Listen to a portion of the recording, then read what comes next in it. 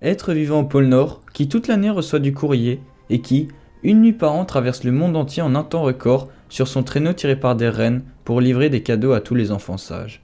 C'est bien évidemment du Père Noël que l'on va parler aujourd'hui. Tout le monde sait à quoi il ressemble, un vieux monsieur ventru et jovial à la barbe blanche, vêtu de rouge. Mais connaissez-vous les véritables origines du Père Noël ? Tout le monde sait que Noël sert à fêter la naissance du Christ, pourtant le Père Noël n'a rien de religieux. Alors ne vous êtes-vous jamais posé la question de que vient-il faire dans cette histoire ?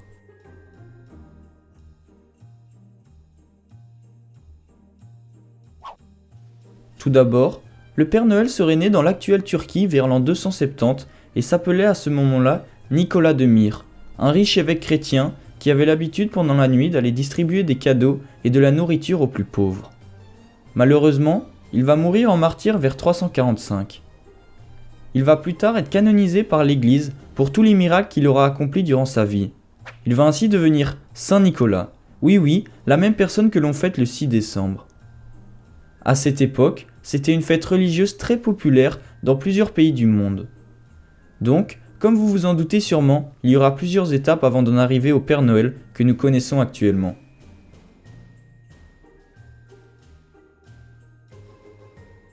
En effet, la première arriva plus tard lors d'une réforme protestante du XVIe siècle, qui supprima cette fête dans de nombreux pays d'Europe, sauf en Hollande, qui le transforme alors en un personnage semi-laïque, Sinterklaas, et gardèrent donc sa distribution de jouets.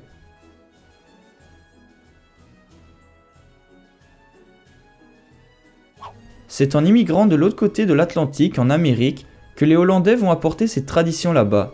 Cependant, le Sinterklaas des Pays-Bas va se transformer en un nom que l'on connaît plus aujourd'hui, Santa Claus. Puis, de l'autre côté de l'océan, la date de la distribution des cadeaux va glisser vers la nuit du 24 décembre en référence à la naissance de l'enfant Jésus.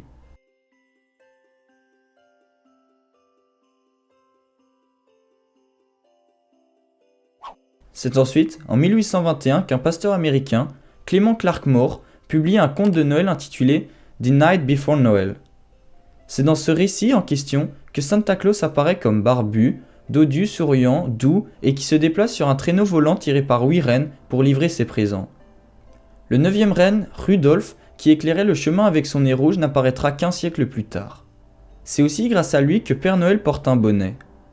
Ce livre va faire carton plein et va être publié dans le monde entier. C'est de là que vient l'origine du mythe du Père Noël tel que nous le connaissons aujourd'hui.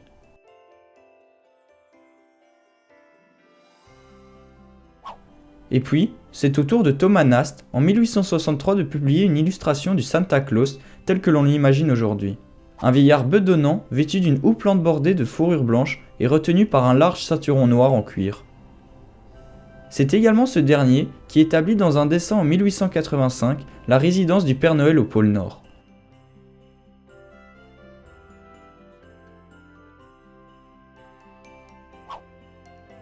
Et c'est seulement après tout ça que le Père Noël va apparaître dans les pubs de Coca-Cola en 1931. Énormément de gens pensent que le Père Noël doit son image à cette dernière, alors que pas du tout. La marque n'a fait que s'appuyer sur la célébrité du vieux bonhomme en lui faisant boire une bouteille de soda pour reprendre des forces dans le but d'en faire sa publicité. Lors de ces représentations, Santa Claus fut habillé aux couleurs de l'entreprise, en rouge et blanc. Coca a donc simplement rendu la couleur rouge du Père Noël comme officielle, car encore à cette époque, on hésitait entre le rouge et le vert. Elle a également changé les habits du Père Noël en remplaçant sa houppelande par une veste et un pantalon.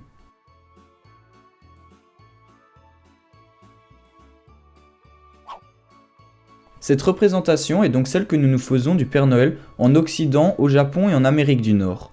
Mais il diffère parfois selon les pays et les traditions. Par exemple, en Afrique sa peau est noire et en Inde il est mat correspondant à la couleur des Indiens. Et pour finir, en Australie et en Nouvelle-Zélande, Papa Noël est représenté en short ou encore en maillot de bain.